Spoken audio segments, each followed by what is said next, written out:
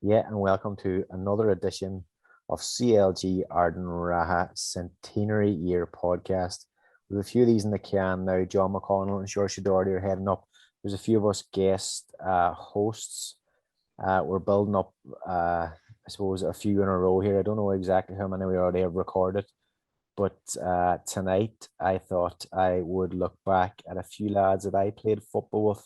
Probably took my lead from George Doherty on the first night. He talked to both Jonathan Boyle and Francis Diver. They looked back at the 2001 and 2004 championships.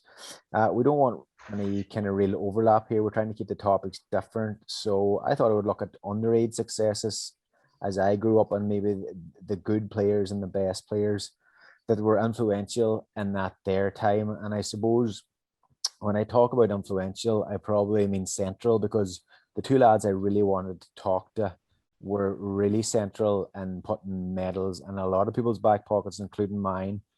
But Fergal and Brenton Boyle were busy. So instead, I thought I would get hold of Matthew Whyte and Darren Maguire. Boys, you are very welcome to the show. Darren, we'll start with you first. You're retired now and the boots are up, married, kids and everything. But I mean, you had some great times in Ardra from underage right up into senior. And I think it's fair to say the full collection of medals. I'd say the big ones anyway, which would be obviously senior, minor, and under 16. Three fantastic football championships if you're lucky enough to win them. Yeah, thanks so much for that, Frank. Starting off, I suppose, we did start with one under 16s. We won the minor then. We had two very good teams there that joined up together. Went on then into the senior squad, and you can say we got a 1-2 senior championship and two senior leagues. Very lucky with very good teams there that time. And the honours as well. I won minor player of the year. That's right. And reserve player of the year. But like you say, you're lucky enough, Cruz, to represent your county at a number of underage levels as well, which is a big thing, and probably people shouldn't underestimate it either. You obviously played for Donegal as well at I'm guessing under 16 minor level. Yeah, I made it on the 16 minor level. Yeah, got through on that. Not so much in the minors. It was very hard to get onto that team. They had a very, very good team that time. But no, it was a good insight on how the county worked and everything else. Good experience back to the club too. And Matthew, when we talk about our age group, of course, Cruz had a year ahead of us, and even Darren. I mean, all of us probably played on sides that we had a few years maybe left and different things. There was a minor title in '97 when I'm guessing, Cruz, you had another year left. Matthew, me and you probably had 2 or 3, but there was an exceptional group of players there as well. Matthew, we had a minor side that did nothing the whole way through that, but managed to kind of defy the odds in '99 as well and get to a final. Ended in disappointment, of course. But now, correct me if I'm rewriting history, but I think for you, Matthew, things would have started at under 10. I think you were a late developer, Cruz, under 12. We'll get to that in a minute. But Matthew, you were captain of an under 10 side in 1990 during World Cup year, and I think under Patsy Gilday and John Boyle, and a divisional title. It was as far as we could go that year, but we thought it was our own World Cup, didn't we? Aye, that game was in Fintra against Glen. I was captain for it, and I thought we got beat. We actually won by 4 points. I started crying after the game was over, and everybody started running on the pitch. And Jesus, next thing we won. It was unreal feeling like that. We thought we were unbeatable that time. You were captain of that side, which, I mean, you had another year or two left, which was strange. Now, I have my own theories, or my own theory of why you got the armband. From about 1985 on, you started appearing in underage photos. You were there with the likes of Damien Diver and Don Early togged. You were togged with John and Boyle and Conal Doherty. And I'm thinking that maybe Patsy Gilday and Big John Boyle thought it must be Matthew's last year under 10 at this stage. I think you were shaving even by then, so they probably give you the armband. But I mean, great to captain aside, we were buddies and left a bit of silverware at that age. Good man, Frank. Thanks for pointing that out. I'd say Mum was just throwing me out of the house once a pair of boots would fit me, to be honest. Patsy reckons that I used to follow him around from I was about 6 years old and onto the back pocket. Patsy, can I get on this year? And he would say, what age are you now? And I would say, I'm 6. No, you have to wait another year. And this went on for about 3 years. He got fed up and he made me captain. He still yeah. reckons he went through more back pockets with me holding on to it after him every game. Was funny. And listen, when I said Cruz, you were a late developer. I think you just looking at the photos there today, you weren't actually in that photo, and I text you about it, and you says that you actually didn't play till under 12, which was kind of strange that you kind of missed out. But I mean, a late developer, but you weren't long making up for it, because I think in that under 12 side you probably played midfield. I think we obviously won a divisional, got to the final, and were beat by Cloughanele, but you were up and running, and that was the start of it for you. Yeah, under 12 was my first year playing for Ard. Yeah, like I say, it wasn't actually midfield. It was left half forward. I was playing. We had a very, very good side that year. Like I say, we won the divisional. We went on then, and we were beat well by Cloughanele in the final. It was a good experience that to get into a final at that age and to be beat. It was very, very. It wasn't easy to get beat in the final. I think it set us going forward to have such good sides back then, and to get beat early, it wasn't a good feeling. And I can't remember who it was that came in. John McConnell was manager, I remember, and I can't remember who came into the dressing room after to us, and the words that they said was, never feel like this again, never feel that you'll be beat ever again. And that rang true to us. Like we never liked to be beat, as we were growing up. And so I can't actually remember who actually. Funny that you mentioned that there as well, because it's under 12 and people probably don't. You watch the under 12 game now and they win or lose, you probably think that they get over pretty quickly. But a lot of people you chat to from that their vintage always look back at that game with regret, and it's funny under 12 because I seen the video recently. Cloughanele, like a lot of clubs, were putting videos up online of big ones and big finals, and I sat through that. It's quite funny to see all of us at that age running around, Big Paddy and the likes of yourself we're still big lads, but there's so many of the rest of us that were like 2 or 3 foot tall, and it's strange to think back and think that people dwell on it. But we moved on. Under 13s, 14s, I have no wild recollection of that, but obviously under 16s where it really came together for that group of players. James McHugh and Noel Waters came in again, worked their way through the division very impressively.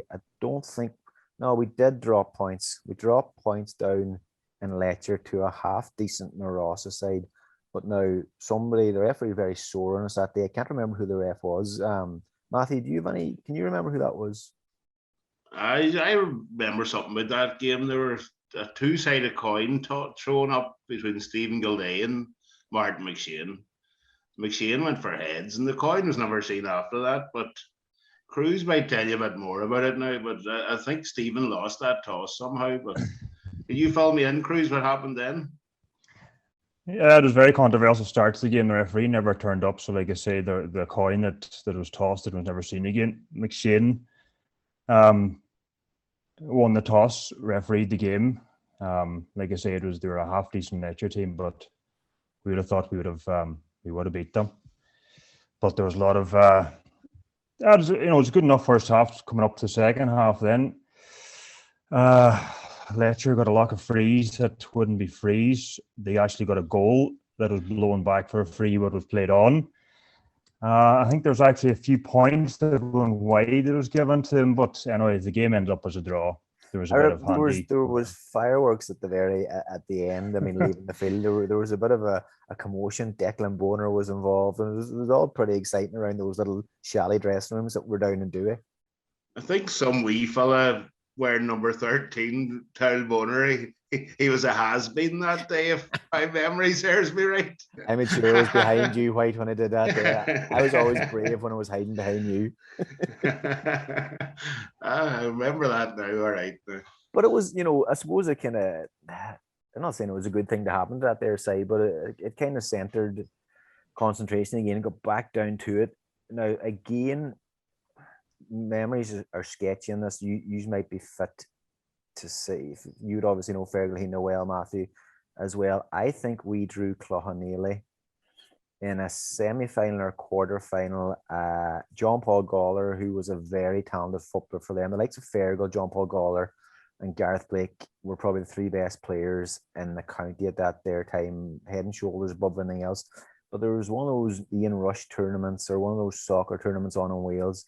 I think Fergal and John Paul Gallagher were both invited. John Paul Gallagher and maybe Dennis Boyle and Cloughaneel decided to travel. Fergal decided to stay at home. And I think the County Minor Board ruled in our favour because of that there. Is that accurate enough of what happened that time? Yeah, that's right. Yeah, the ball was, we went down to Dunlow that day and the ball was thrown in and we were told just to fist it over the bar, and Big Paddy shot from about 25 yards out and put it over the bar. So there was nobody to take the kick out. We were awarded the game, and they appealed to Cloughaneel for a few weeks, but we eventually ended up in the county final. I think it was a semi-final, you know, Frank, to be honest. Funny because Cloughaneel and I suppose Arua were the two big sides that we had bother with up until that there point. When I say I don't remember under 13s or 14s, and it might even been an under 15s age group at that there stage, but I do know Arua accounted for us once or twice by the bare minimum up in Donegal Town on both occasions. So, I mean, the under 16 game, we went into that there game as huge underdogs. I think Arua might have had 7 or 8 county minors. I think Pádraig McShay might have been the manager that time, a bit biased. But in the end, I mean, I think Fergal might have scored 1-6 of our 1-6 of maybe 2-9 that day or something. But I mean, it wasn't just the Fergal Hina show. You know, Big Paddy was excellent. Cruz and Conor O'Donnell, who was a fantastic, an underrated footballer. Seamus Byrne set the tone at the very start for a tackle that I think they were looking for a red card. It wasn't a red card tackle. It was a 2 red card tackle maybe, but it kind of set the tone for us. And we went on to win that game, and that was massive. And I'll always remember the headline and the report in the Democrat. Peter Campbell was staggered or startled that none of these Ard players, especially Fergal Hina, have been part of the county minor setup. I mean, recollections, Cruz, of that game going into it. I mean, we were only 16 years of age, but there was a bit of a mental hang-up in Arua. They were a bogey side for us. Yeah, for sure. Like, they had a lot of good players, like Michael Gordon, like you say, and Gareth Blake, which was excellent. He would have walked on any counter team back then. And like I say, in the Democrat leading up to the game and that, there was a lot of talk about Arua and the quality of team that they had. There was no wild word of our job. Basically, we were kind of underdogs going into that game. And like you say, it kind of helped us in a way to be underdogs because we went through that whole thing of the underage getting beaten. It was on our side to be the underdog going into that game. But like as you say, the quality of players we had, even on your key players that we played that were played on at the senior, we also had good players like John Kennedy, Alan Ellett, Declan Bress, and them boys like that. They would definitely do a job for you. They would have been senior players if they had to carry on, but careers and everything else took hold. But like you say, set the benchmark. Like Seamus Byrne, one of our best backs, tackle he done on Gareth Blake from straight off. Like, he should have been arrested for it. It just set the tone for the game that they weren't going to get it handy and we were going to be there. And like you say, Fergal, one of those games that was one of his best games I would say ever played. I think Jim Brennan was very, very kind to us from the off there because, as you said, it was far too early to send somebody for, I suppose, an early shower in Townie right away. But Matthew, we're chatting about it probably being the Fergal Hina show that day. But I mean, Paddy Gawler at full forward was a serious focal point to it. And even Paddy's goal, they talk about Michael Murphy and Carl Lacey working on that goal in 2012. Paddy and Fergal have been working on that thing where Paddy runs out and slams on the brakes and turns and goes towards goal and Fergal puts in over the top.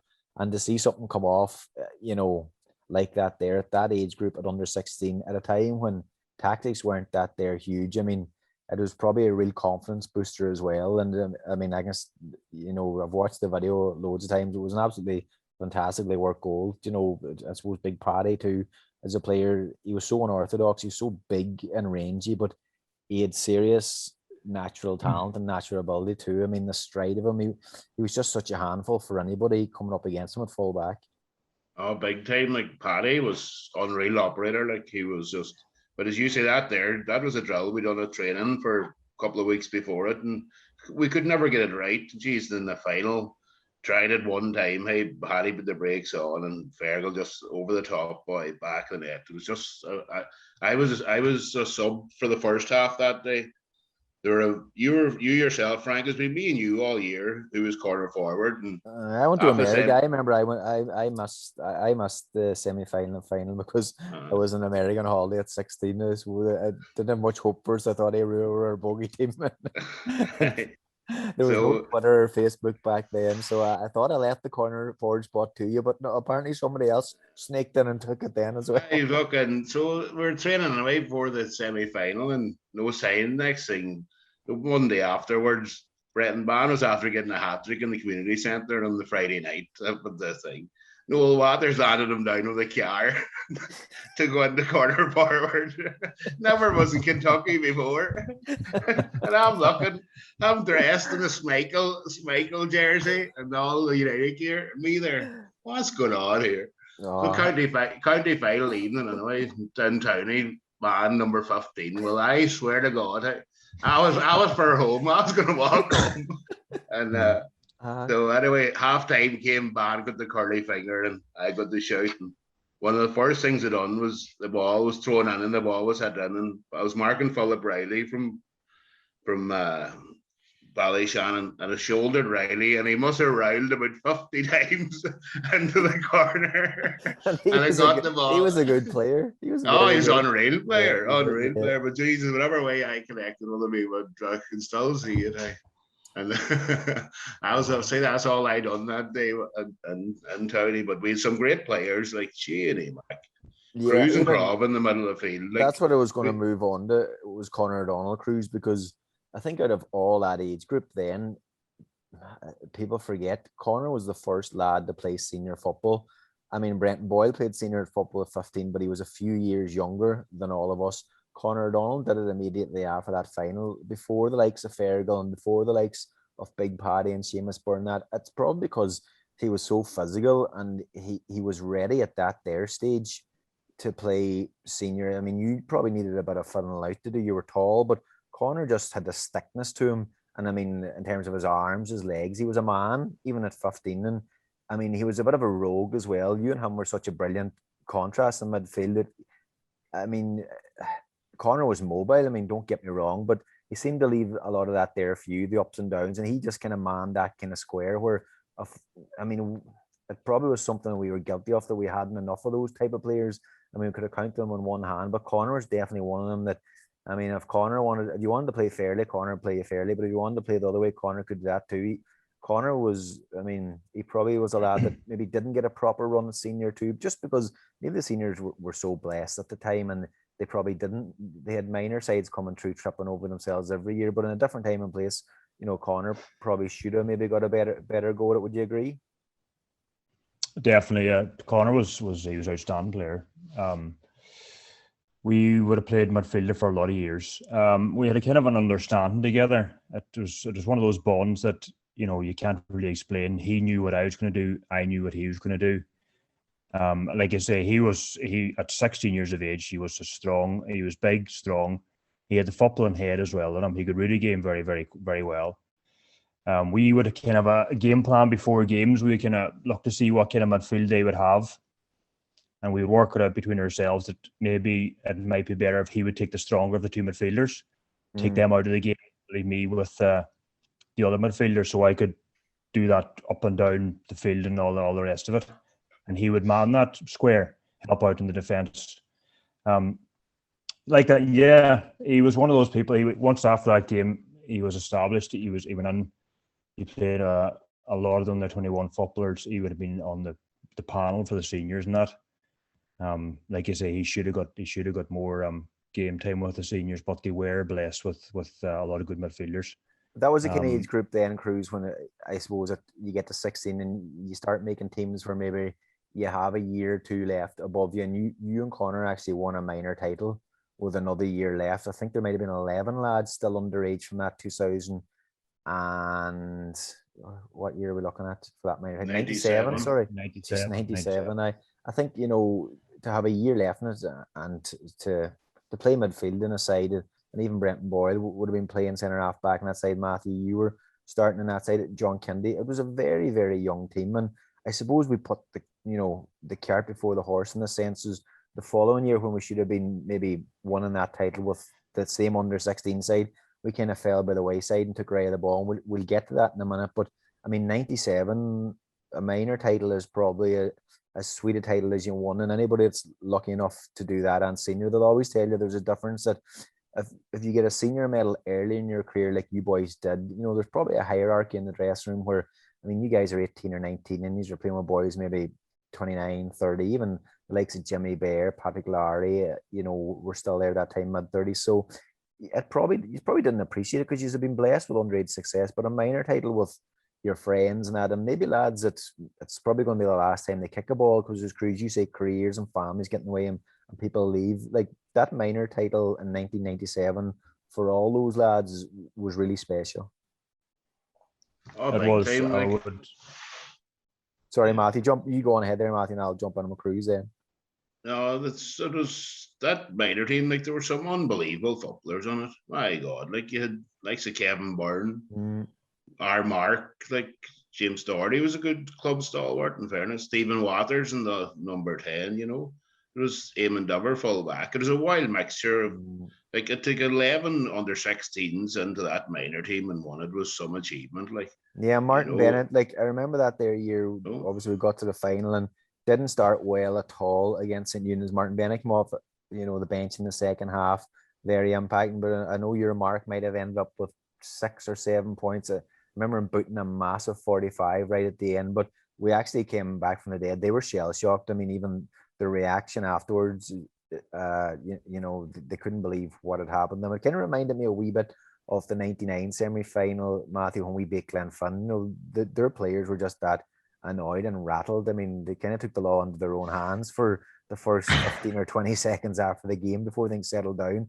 And I always remember the Eunice boys can pull back and pulled away from the referee because they couldn't believe, they thought that the game won. And of course, a supreme effort in the second half. Darren wrestled back our direction.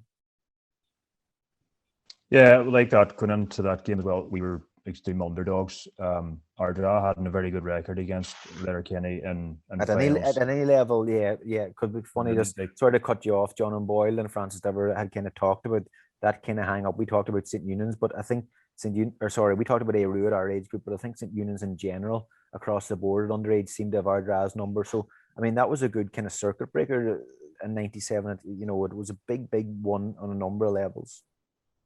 Yeah. So that game it played into our hands as well. And like that, I think Letterkenny wasn't expecting what was going to happen. No, it was a tight old game to the end, and we kind of pulled away towards the end, and they had no answer to what we brought to them. So I think they were shell shocked. They weren't ready for it. And like you say, we had a very, very good team. A lot of very good players in that team now. When you talk about impacts, I remember Peter Yates was brilliant in that final. He was brilliant the whole year, but I think he actually might have ended up winning minor player of the year that there as well. Another lad that kind of finished up and sailed off into the sunset after that. But Peter would have played county underage. And I mean, I think he was one of the first keepers that I noticed could give you a platform from kickouts. It was something new at the time. He was brilliant with kickouts, and it was something that team benefited of. And of course, you and Connor playing around the middle would have benefited hugely from his ability, to go long and, with direction as well.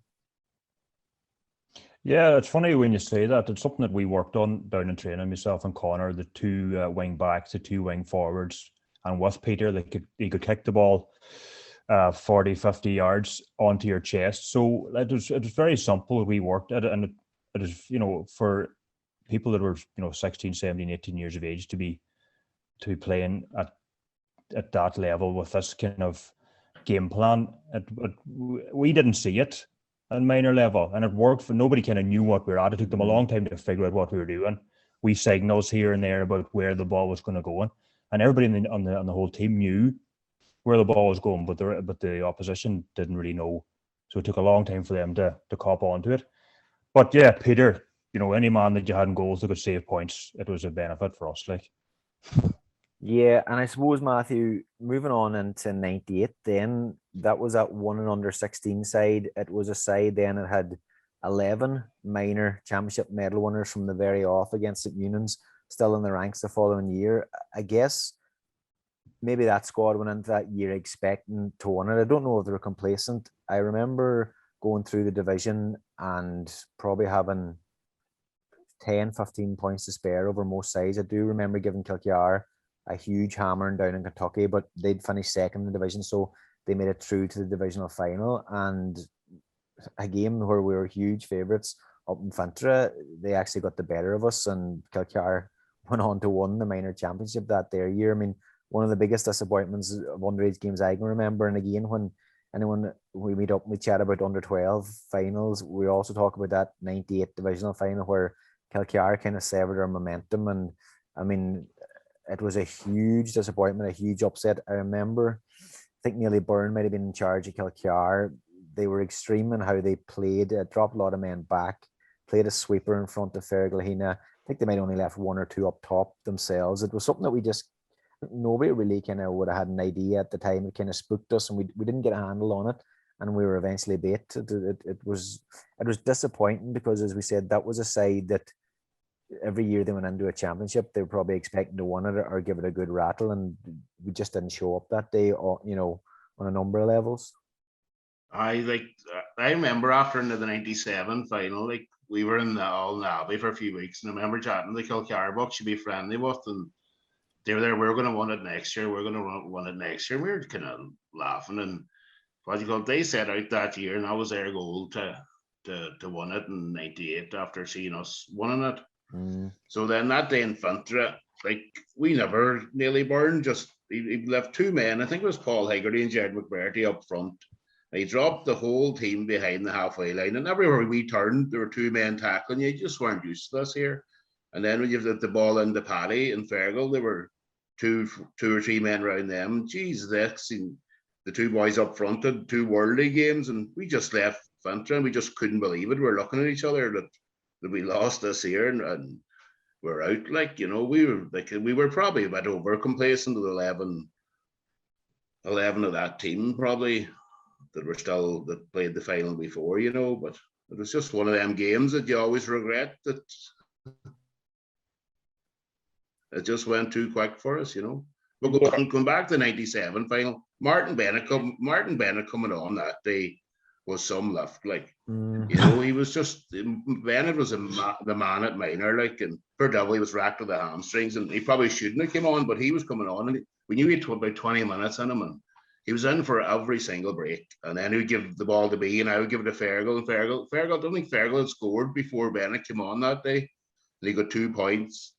And I think Bennett got a point himself. But it was just unreal stuff, Yeah, it probably took about, we were saying Mark was excellent that day from place balls, but Martin from play probably took some of the attention off Fergal, that Unions maybe had. They had somebody else maybe to watch and play.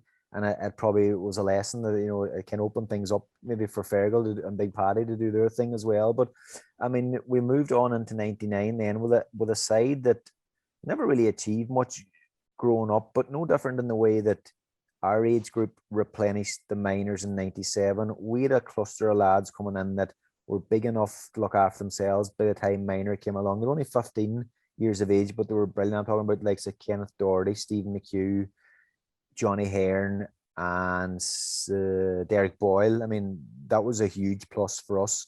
And we got the whole way to a final. 2 brilliant games in terms of beating Four Masters in the quarter final, a very good Four Masters side, beat a Glenfin side then that were excellent over 2 games, but we just didn't turn up in the final, and we were put to the sword in convincing fashion by Guidor.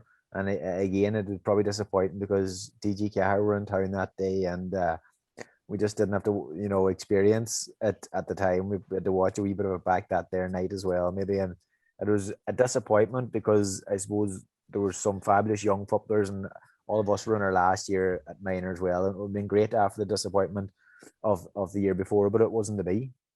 Wasn't to be. No, we played our final probably against Glenfin them days in Donegal Town. They were outstanding games of football, and we had young fellas like Paddy Moe, Johnny McGill, and them teams.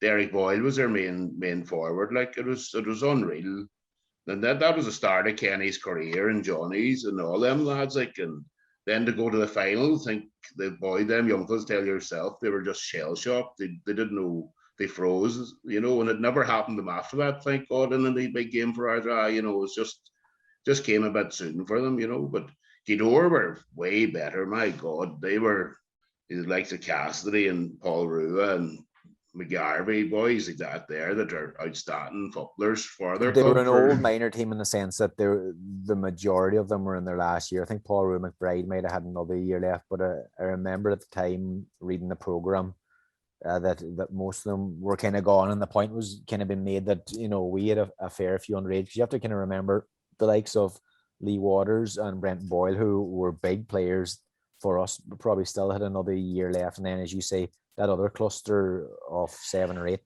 probably had another 2 or 3 years at least left. But I think then from 99, a lot of boys progressed on to senior squads, playing reserve football. It's a couple of years passed before we got to under 21. But the great thing at that stage is that we were making under 21 sides maybe that we wouldn't have made when they were in the respective maybe minor and under 16, simply because we were too young. But you'd have got the opportunity to play with the likes of, I remember getting to an under 21 semi-final.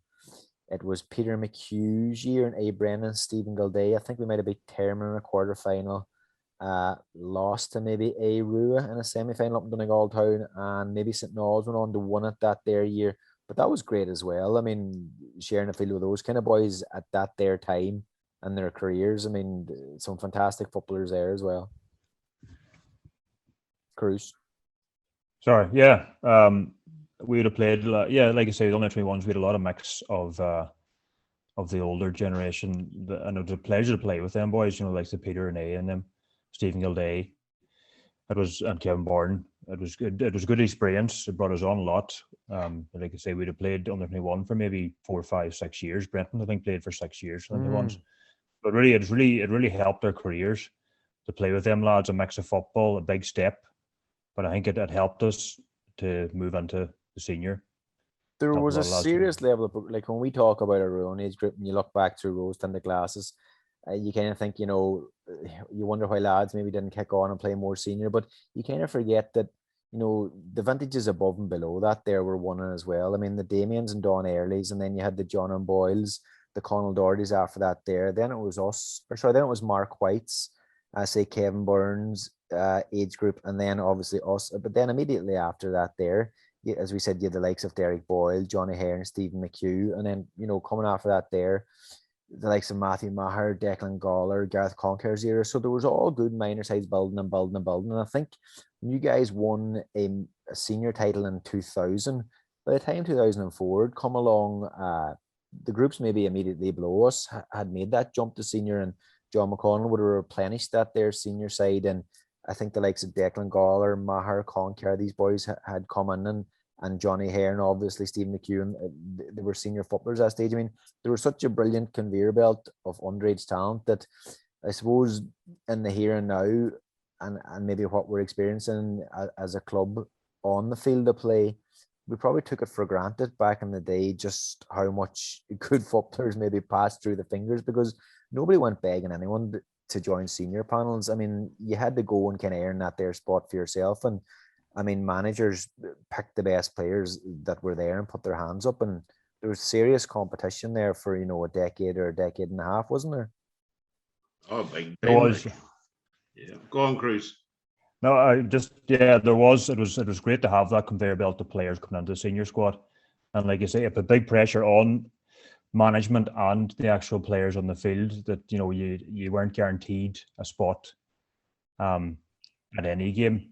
So it put a lot of pressure on players to step up, and it is a pity, as you say, that we should have won more with that conveyor of players.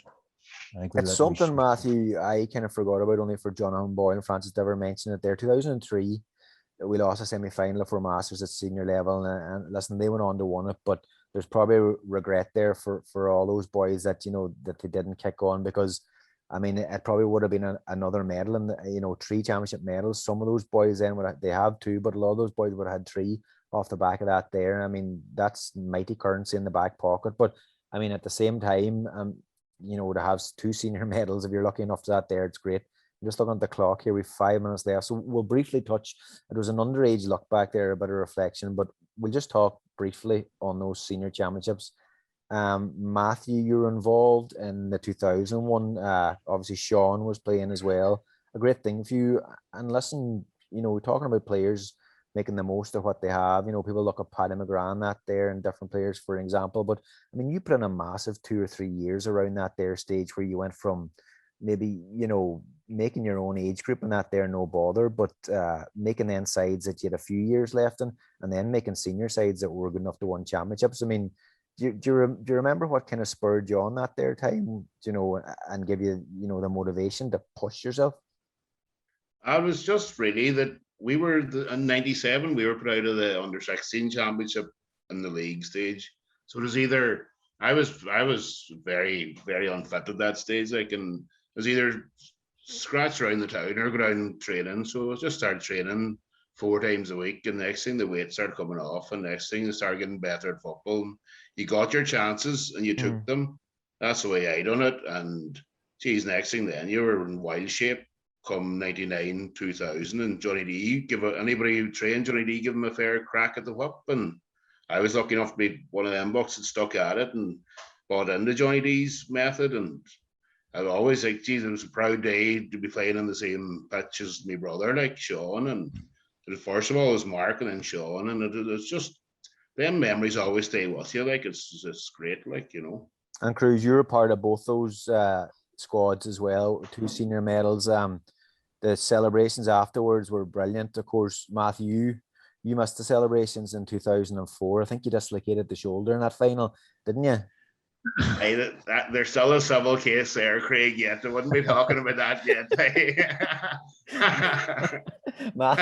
Matthew wasn't involved in the 2004 squad, but I think he slipped behind the top goals and put the shoulder out and had to go hospital. But listen, we'll not go too much into that there story. I think we're up on 37 or 38 minutes.